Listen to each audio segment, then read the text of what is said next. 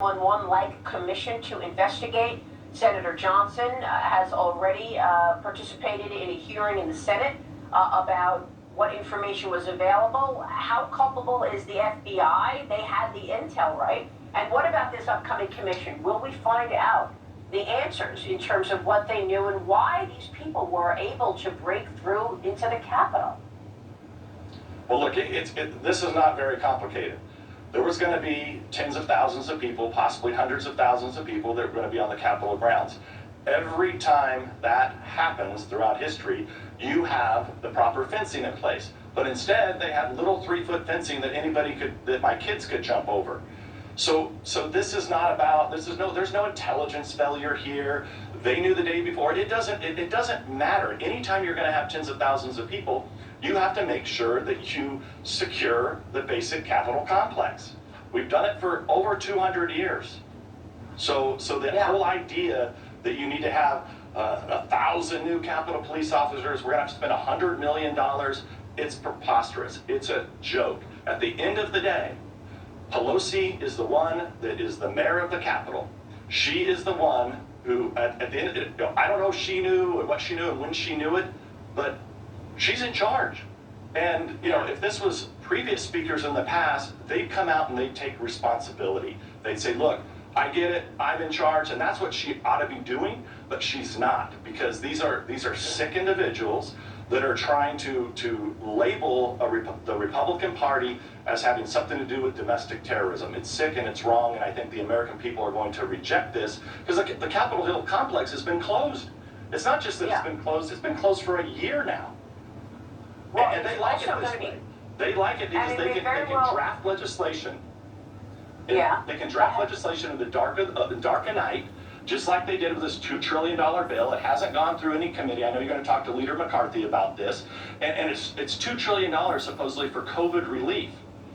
We haven't even spent the COVID relief money that we have, and this current bill, it's very little to do with COVID relief. What it is, and I said this at CPAC yesterday, this is a slush fund in order to use to buy votes that Biden can use for the next 4 years. It's a Trojan horse with $2 trillion in it, so they can build things like a goofy high-speed rail that they haven't even completed, that was done last time we did this in 2009, remember when Obama did his stimulus bill? That was actually used to do things like high-speed rail that never got completed. And now you see that now they want to build with all the tech oligarchs in Silicon Valley, they want to build a underground tunnel between San Francisco and San Jose. I think the American people know that doesn't have anything to do with COVID relief. Well, that's all that money, but General Honore will reportedly tell Congress that they need 1,000 more Capitol police officers and additional barriers outside the Capitol, and that's going to be $100 million cost. So we've got all of these other costs that are culminating here because of this fencing. Look, I want to ask you what else you talked about at CPAC. I know you discussed the potential recall of Governor Newsom, but before I get to that, let's talk about John Durham, because you've done such extensive work on exposing what was truly just a fraud on the American people, fake warrants to spy on people like Carter Page and others. John Durham resigned as U.S. Attorney in Connecticut. Does this mean we're not getting any accountability? You've been working on this recently. What are you expecting from the Durham investigation? Well, I may be the only one that still has faith in some of our institutions, and I do have faith that John Durham's going to do the job. I don't think it's any surprise that he was going to leave as U.S. Attorney. Typical, that happens when you have a change in administration. So all the U.S. attorneys are going to be replaced, but the special counsel is in place. I have more concern about Biden and his new Attorney General getting rid of Durham. That's a big concern. I'm not concerned that Durham, who has a long career, he knows that throughout history he's going to be the man that's going to be responsible for getting to the bottom of how the FBI and the Department of Justice were corrupted by the Democratic Party. And I expect that the dirty cops will be held accountable. I know it's going to be a challenge because we have the indictments, I'm assuming, would likely have to be brought in Washington, D.C. That's a very partisan place with 95% of the people there vote for liberal Democrats. So I think Durham has his challenges, but I think at a minimum he's going to be able to bring the indictments. He should be able to bring indictments Hopefully he gets the prosecutions, and hopefully there's a full accounting of everything that they did here, because they ruined lots of people's lives. If you look at Just the News, John Solomon, who appears on Fox a lot, he had new breaking evidence, that even stuff that I hadn't seen, where clearly they were running spies into the Trump campaign, into numerous Republicans, and it's wrong. And I know you're going to have Peter Navarro was one of them. I know he's going to be on the show later in the hour.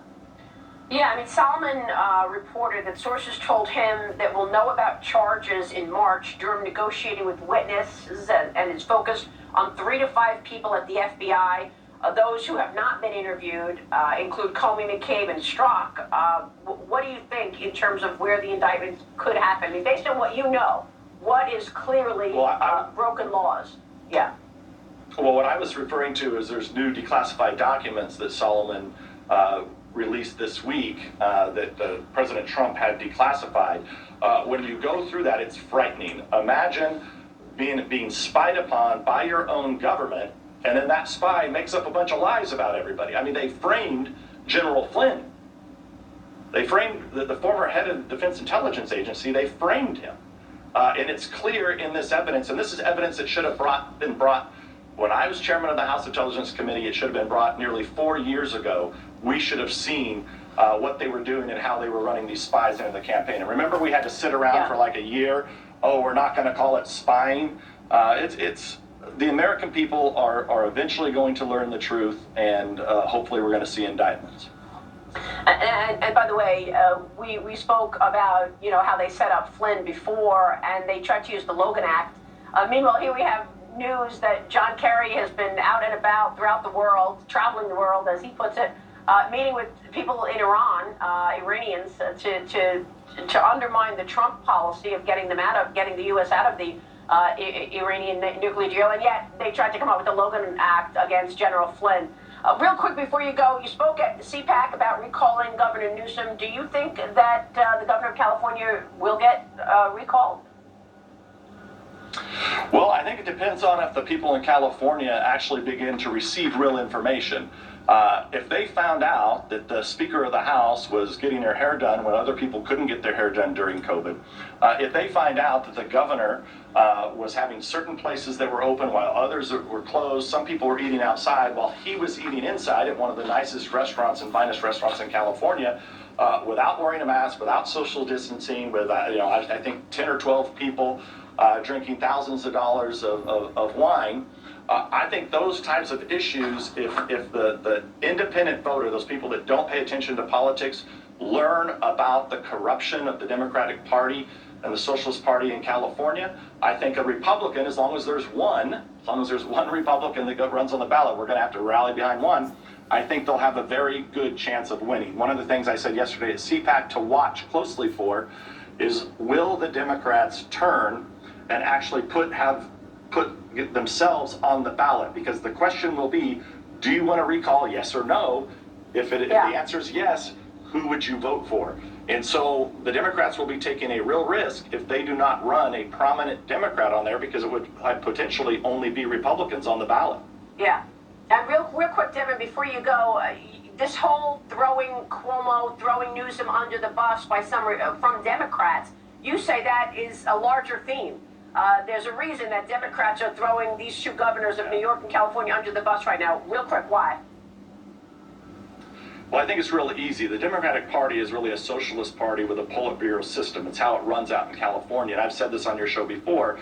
Kamala Harris never really had to run for anything. And when she did run for something, she couldn't even get 1% in the Democratic primary. She had to drop out after blowing through $100 million.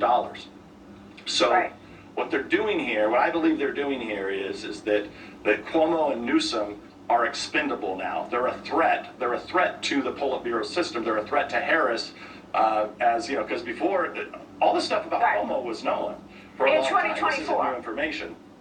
You're saying so this is all about eliminating the opposition. Eliminate the opposition so that she has a free run in 2024 and isn't challenged by one of prominent governors from two of the biggest states, New York or California. Okay. Yeah, that makes sense to me. Congressman, it's good to see you this morning. Thank you so much. Congressman Devin Nunes, stay with us. Chad Wolf on the other side of this.